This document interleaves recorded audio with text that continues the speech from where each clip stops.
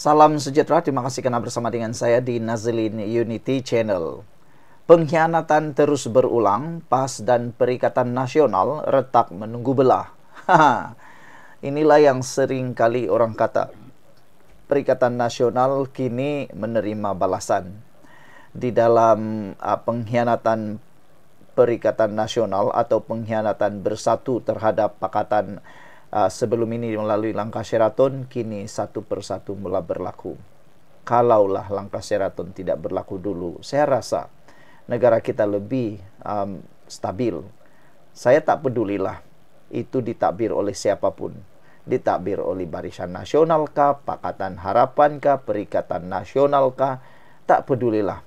Yang pentingnya kalau tiada langkah Sheraton, negara kita lebih makmur sekarang. Kerana rentetan daripada perbuatan khianat langkah Sheraton itu, kini semua orang terikut-ikut mengamal semula. Bak kata orang, ada duluan yang boleh ditiru. Itulah jahatnya langkah Sheraton itu. Bukan sebab hasilnya saja, tetapi langkah Sheraton itu meninggalkan satu jejak yang ditiru oleh orang-orang yang lain. Akhirnya sekarang langkah Sheraton itu mula meninggalkan kesannya yang ketara, mula menimbulkan kejahatannya yang ketara. Lihat saja sekarang kan, Perikatan Nasional kini mula menjadi mangsa kepada hasil langkah Sheraton itu. Bersatu mula dikhianati, PAS mula tikam-tikam dia punya kawan sendiri. Bukankah itu adalah hasil langkah Sheraton? Kalaulah boleh diulang balik dunia, diundur balik, satu perkara saya sebagai pengulas politik bebas, saya mengharapkan langkah Sheraton tidak berlaku. Kerana dengan adanya langkah Sheraton itu, negara kita memang sekarang sangat dari segi politiknya, sangat tidak pernah keruan lagi. Macam itulah ceritanya. Jadi pengkhianatan terus berulang. PAS, Perikatan Nasional, kini retak menunggu belah. Setujukah Anda dengan tajuk ulasan kali ini? Sebelum kita teruskan ulasan ini, jangan lupa share video ini kepada semua rekan-rekan Anda, kepada kawan-kawan politik Anda. Tapi sebelum itu, izinkan dulu saya kongsikan kepada Anda semua, ini ialah terapi imun Transfer Factor for Life. Terapi imun yang meningkatkan daya imun badan kita sehingga 400% secara umum dan ringkasnya. Apabila imun badan kita lemah, apabila imun badan kita bodoh, apabila imun badan kita tidak seimbang, kita kena penyakit dan penyakit tidak sembuh dari tubuh badan kita. Lalu akar penyakit itu berkembang dan berakar dalam tubuh badan kita. Tapi terapi imun ini mengajar, mendidik dan menguatkan imun badan kita serta menyeimbangkan imun badan kita. Apabila imun badan kita sudah jadi kuat, bijaksana dan seimbang, kita sembuh daripada semua jenis penyakit karena imun badan kita lah yang menghapuskan akar penyakit yang bertumbuh di dalam tubuh badan kita. Apabila akar penyakit sudah dihapuskan, kita sembuh daripada semua jenis penyakit. Produk ini lulus KKM, halal dan diperakui oleh dokter-dokter di seluruh dunia. Cepat dapatkannya melalui nombor telepon saya yang tertera. Mungkin ini adalah jawaban kepada doa Anda selama ini untuk bebas daripada masalah kesehatan Anda. Saudara, kita teruskan ulasan ini.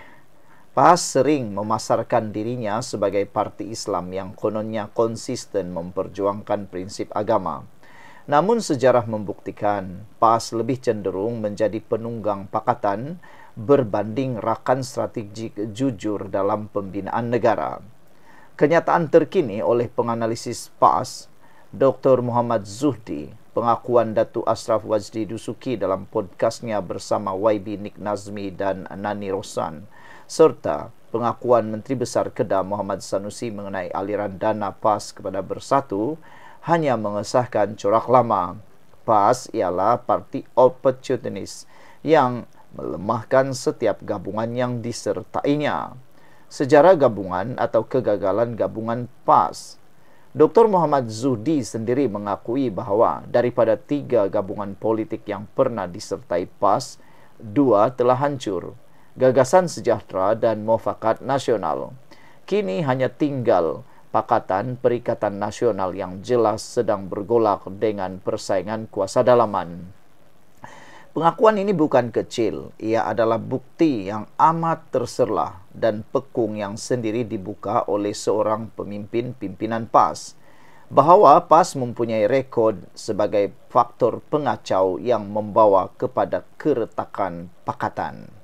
Dengan bahasa mudah, PAS bukanlah simen pengukuh pakatan, sebaliknya adalah asid yang melarutkan ikatan. Ashraf Wajdi berkata, PAS tidak jujur. Dalam podcast yang dihostkan oleh YB Nik Nazmi bersama Nani Roslan, Datuk Dr. Ashraf Wajdi Dusuki mendedahkan bagaimana PAS tidak pernah jujur dalam menjalin kerjasama. Mufakat nasional yang digambarkan sebagai Pakatan Penyatuan Melayu Islam runtuh kerana PAS bermain dua muka.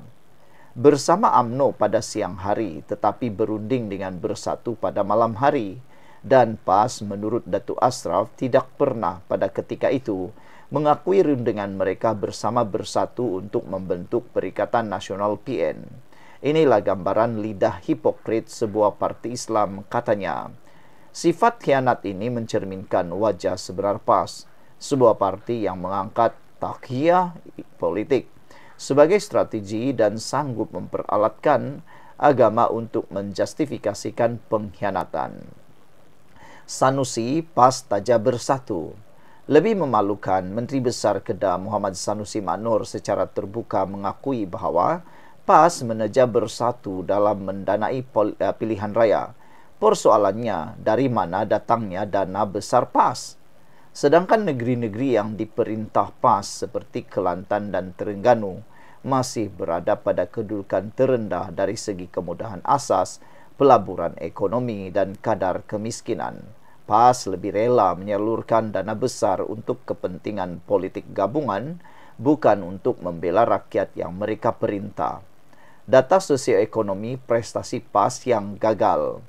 Menurut laporan rasmi Jabatan Statistik Malaysia DOSM, Kelantan dan Terengganu konsisten mencatat kadar kemiskinan lebih tinggi daripada purata kebangsaan.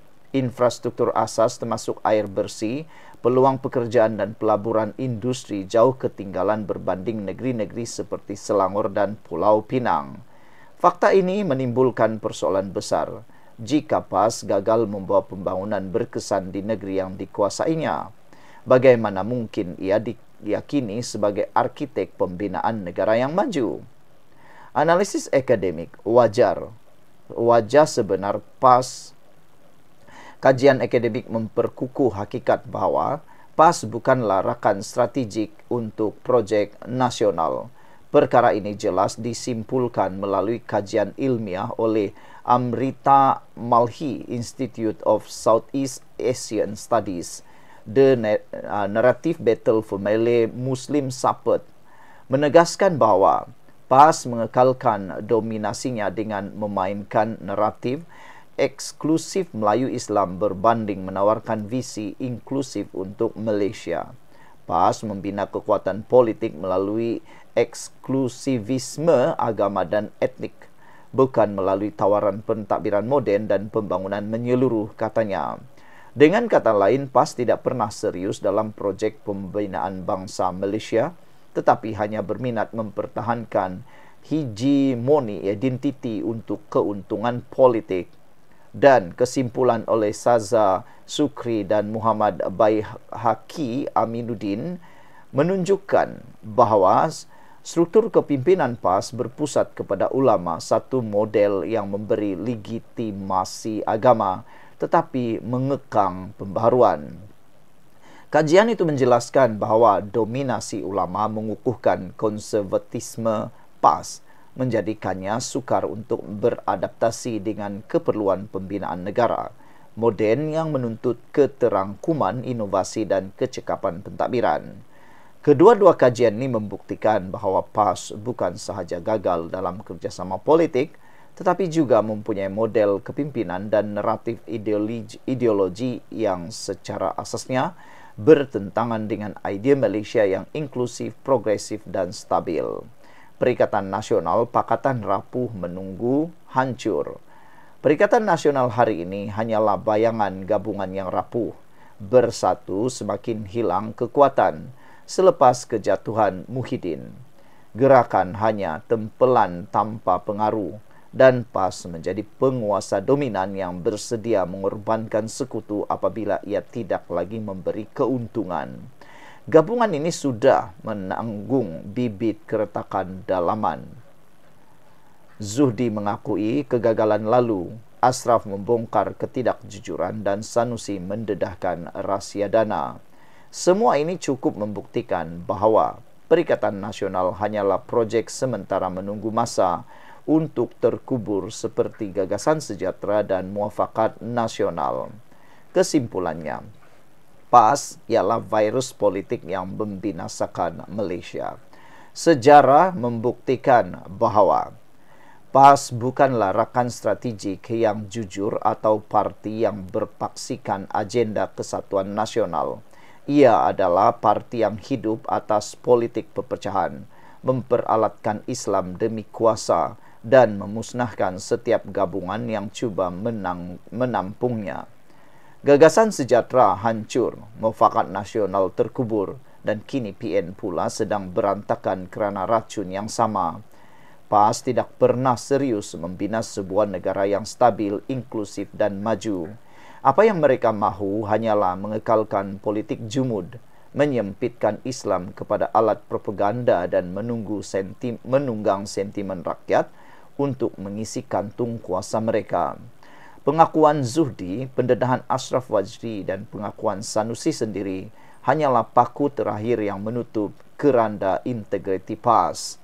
Parti ini adalah virus politik yang merosakkan tubuh negara dengan mengkhianati rakan gabungan tanpa rasa bersalah, gagal mengangkat ekonomi negara sendiri tetapi gairah membakar.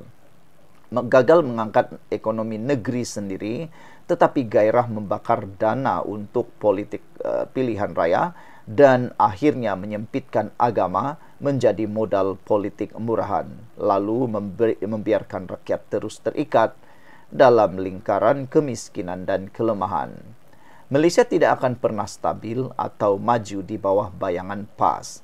Selagi parti ini dibiarkan mendominasi mana-mana gabungan, selagi itulah politik Malaysia akan terus sakit, reput dan terbelenggu.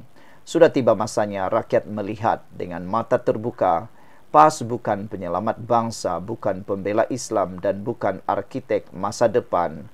PAS hanyalah pengkhianat politik yang akan menghancurkan sesiapa sahaja yang membiarkannya bernafas. Ringkasnya, jika Malaysia mahu melangkah ke hadapan, PAS perlu ditolak ke belakang sejarah bersama semua pakatan rapuh yang telah mereka musnahkan. Ditulis oleh Dr. Shah Noor, merupakan fellow utama Akademik Sains Islam Jordan, dipetik daripada Harapan Daily. Sekian dulu untuk kali ini. Jangan lupa tinggalkan komen anda. Bye-bye.